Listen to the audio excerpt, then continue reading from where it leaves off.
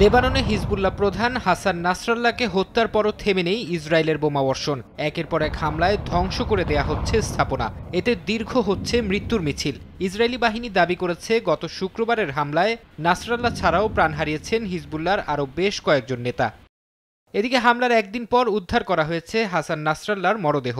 নিরাপত্তা সূত্রের বরাতে বার্তা সংস্থা রয়টার্স এক প্রতিবেদনে এ তথ্য নিশ্চিত করেছে। এতে বলা হয়, নাসরাল্লাহর শরীরের বাইরের অংশে আঘাতের কোনো চিহ্ন নেই। বিস্ফোরণের তীব্রতা আর কম্পনের কারণে অভ্যন্তরীণ অঙ্গ ক্ষতিগ্রস্ত হয়ে তিনি মারা গেছেন বলে ধারণা করা হচ্ছে।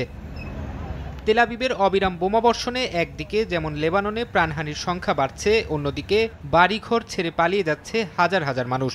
জীবন বাঁচাতে সমুদ্র সৈকতে খোলা আকাশের নিচে অবস্থান নিয়েছেন কেউ কেউ। খাবার ও বাসস্থানের অভাবে দেখা দিয়েছে মানবিক সংকট। নতুন করে ইসরায়েলি হামলা শুরুর পর লেবাননে বাস্তুচ্যুত হয়েছেন 10 লাখের বেশি মানুষ। নেতানিয়াহু বাহিনীর হামলার জবাবে ইসরায়েলে পাল্টা রকেট ছুড়েছে হিজবুল্লাহ। ইসরায়েলের দক্ষিণাঞ্চলে বেশ কয়েকটি রকেট হামলা চালানো হলেও তা প্রতিহতের দাবি করেছে তেল আবিব। এর মধ্যেই লেবাননে অবিলম্বে যুদ্ধবিরতির আহ্বান জানিয়েছেন মার্কিন প্রেসিডেন্ট জো বাইডেন। তবে যুক্তরাষ্ট্রের দ্বিমুখী আচরণ নিয়ে বিভিন্ন মহলে শুরু হয়েছে সমালোচনার ঝড়। ফারহাদ চৌধুরী, সময় সংবাদ।